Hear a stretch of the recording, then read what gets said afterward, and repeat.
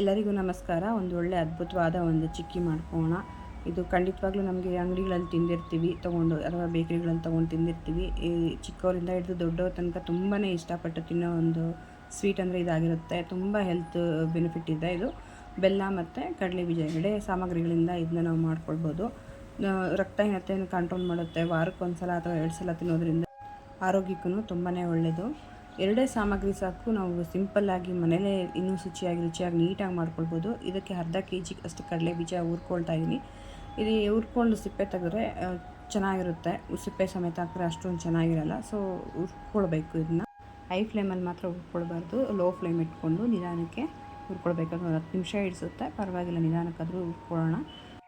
Finally ಈ ಥರ ಆಗಿದೆ ನೋಡಿ, ತುಂಬ ಚೆನ್ನಾಗಾಗಿದೆ. ಈ ಥರ ಇರಬೇಕು.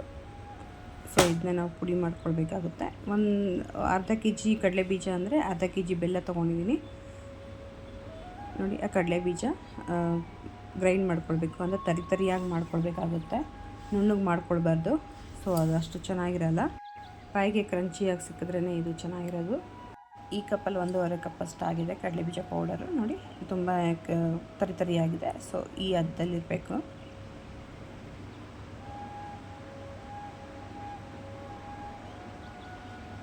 ಬೆಲ್ಲನೂ ಅಷ್ಟೇ 1.5 ಕಪ್ ಅಷ್ಟು ತೊಗೊಂಡಿದ್ದೀನಿ. ಅದನ್ನ ಕರಗೋಕ್ಕಿಡೋಣ. ಒಂದು ಸ್ವಲ್ಪ ನೀರು ನೋಡಿ, ಈ ಚಿಕ್ಕ ಲೋಟದಲ್ಲಿ ಒಂದು ಅರ್ಧಕ್ಕಿಂತ ಸ್ವಲ್ಪ ಕಮ್ಮಿ ಹಾಕೋಣ. ಆವಾಗ ಚೆನ್ನಾಗಿ ಬರುತ್ತೆ. ಜಾಸ್ತಿ ನೀರು ಹಾಕ್ಕೊಳ್ಬಾರ್ದು. ಇನ್ನು ಯಾರೆಲ್ಲ ನನ್ನ ಪೇಜ್ನ ಫಾಲೋ ಮಾಡಿಲ್ಲ, ಸಬ್ಸ್ಕ್ರೈಬ್ ಮಾಡಿಲ್ಲ, ಪ್ಲೀಸ್ ಫಾಲೋ ಆ್ಯಂಡ್ ಸಬ್ಸ್ಕ್ರೈಬ್ ಮಾಡ್ಕೊಳ್ಳಿ. ನಿಮ್ಮ ಫ್ರೆಂಡ್ಸ್ ಆ್ಯಂಡ್ ಫ್ಯಾಮಿಲಿಗೆ ಶೇರ್ ಮಾಡ್ಕೊಳ್ಳಿ. ಅದ್ಭುತವಾದ ಅಡುಗೆನ ಅವರು ಮಾಡ್ಕೊಳ್ಳಿ. ಎಲ್ಲೂ ಗಂಟಿಲ್ಲದೆ ನೀಟಾಗಿ ಕರಗಬೇಕಿದು. ನೀಟಾಗಿ ಕರೆದ್ಮೇಲೆ ನಾವು ಪಾಕ ಬರೋಕ್ಕೆ ಸ್ಟಾರ್ಟ್ ಆಗುತ್ತೆ. ಪಾಕ ತೆಗೆದು ಯಾರು ಬರಲ್ವೋ ಅವರು ಸಹ ಇದನ್ನ ಈಸಿಯಾಗಿ ಮಾಡ್ಕೊಳ್ಬೋದು. ಉಂಡೆ ಎಲ್ಲ ಕರಗಾದ್ಮೇಲೆ ಒಂದು 2-3 ಕುದಿ ಬರಬೇಕು ನೋಡಿ. ಈ ಥರ ಬಬಲ್ಸ್ ಥರ ಬರಬೇಕು. ಸೊ 2 ಸಲ ಅಥವಾ 3 ಸಲ ಬಂದರೆ ಸಾಕು, ಪಾಕ ಆಗಿರುತ್ತೆ ಅಂತ ಅರ್ಥ.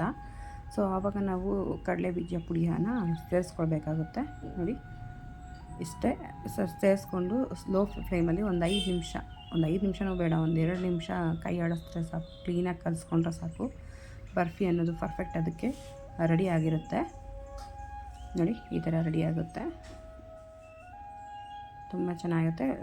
ಸ್ಟವ್ ಆಫ್ ಮಾಡ್ಕೊಂಡು ಕೆಳಗಡೆ ಇಳಿಸ್ಕೊಂಡು ಇದನ್ನ ಒಂದು ಬಟರ್ ಶೀಟ್ಗೆ ಶಿಫ್ಟ್ ಮಾಡ್ಕೊಳ್ಳೋಣ. ಶಿಫ್ಟ್ ಮಾಡ್ಕೊಂಡಾದ್ಮೇಲೆ ನಾವು ಕೈಯಲ್ಲೇ ಸ್ಪ್ರೆಡ್ ಮಾಡೋಕ್ಕಾಗಲ್ಲ, ಬಿಸಿ ಇರುತ್ತೆ. ಸೊ ಕವರಲ್ಲೇ ನಾವು ಫೋಲ್ಡ್ ಮಾಡ್ಕೊಳ್ಬೇಕಾಗುತ್ತೆ. 4 ಸೈಡ್ ಈ ಥರ ಫೋಲ್ಡ್ ಮಾಡಿಕೊಂಡ್ರೆ ನೀಟಾಗಿ ಬರುತ್ತೆ. ಸೊ ಮೇಲೆ ಹೆಚ್ಚು ಕಮ್ಮಿ ಇರುತ್ತೆ ಶೇಪೆಲ್ಲ. ಸೊ ಅದ್ರ ಮೇಲೆ ಇನ್ನೊಂದು ಬಟರ್ ಶೀಟ್ ಹಾಕ್ಕೊಂಡು ನಾವು ರೋಲ್ ಮಾಡ್ಕೊಳ್ಬೇಕಾಗುತ್ತೆ ನೀಟಾಗಿ ನೋಡಿ. ಈ ಥರ ಮಾಡ್ಕೊಳ್ಬೇಕು. ಚಪಾತಿ ಉಚ್ಚು ಥರ ನೀಟಾಗಿ ಮಾಡಿಕೊಂಡ್ರೆ ಒಂದೇ ಲೆವೆಲಲ್ಲಿ ಶೇಪ್ ಕರೆಕ್ಟಾಗಿ ಚೆನ್ನಾಗಿ ಬರುತ್ತೆ. ಬಹುಶಃ ಸ್ವೀಟಲ್ಲೇ ತುಂಬ ಸಿಂಪಲ್ಲಾದ ಸ್ವೀಟ್ ಇದೆ ಅನಿಸುತ್ತೆ. 2 ಇಂಗ್ರೀಡಿಯೆಂಟು, ಜಾಸ್ತಿ ಏನು ಸಾಮಗ್ರಿಗಳು ಬೇಕಾಗಿರಲ್ಲ. ತುಂಬಾ ಸಿಂಪಲ್ಲಾಗಿರುತ್ತೆ, ಈಸಿಯಾಗಿ ಮಾಡ್ಕೊಳ್ಳೋದು, ಟೇಸ್ಟಿಯಾಗಿರುತ್ತೆ. ಎಲ್ಲರೂ ಇಷ್ಟಪಟ್ಟು ತಿಂತಾರೆ. ಸೈಡ್ಸಲ್ಲಿ ಈ ಥರ ಕಟ್ ಮಾಡ್ಕೊಳ್ಬೇಕು. ಸೈಡ್ಸಲ್ಲಿ ಶೇಪ್ ಚೆನ್ನಾಗಿ ಬರೋಲ್ಲ. ಸೊ ಸೈಡ್ಸ್ ತೆಗ್ದುಬಿಟ್ರೆ ಇನ್ನು ಸೆಂಟ್ರಲ್ಲಿ ನಾವು ನಮ್ಗೆ ಯಾವ ಥರ ಶೇಪ್ ಬೇಕಂದ್ರೂ ಆ ಶೇಪು ನಾವು ಕಟ್ ಮಾಡ್ಕೊಳ್ಬೋದು ನೋಡಿ.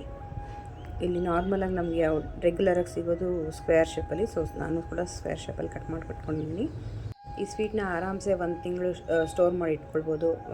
ತುಂಬಾ ಅದ್ಭುತವಾಗಿರುತ್ತೆ, ಏನೂ ಕೆಡಲ್ಲ. ಇದು ತುಂಬ ಚೆನ್ನಾಗಿರುತ್ತೆ. ವಿಡಿಯೋ ನೋಡ್ತಾ ಇರೋರು ಎಲ್ಲರಿಗೂ ನನ್ನ ಕಡೆಯಿಂದ ಧನ್ಯವಾದಗಳು ಹೇಳ್ತಾ, ಹೊಸ ರೆಸಿಪಿ ಒಂದಿಗೆ ಮತ್ತೆ ಸಿಗೋಣ. ಅಲ್ಲಿವರೆಗೂ ಟೇಕ್ ಕೇರ್, ಬಾಯ್. ನಿಮ್ಮ ದಿನ ಶುಭವಾಗಿರಲಿ.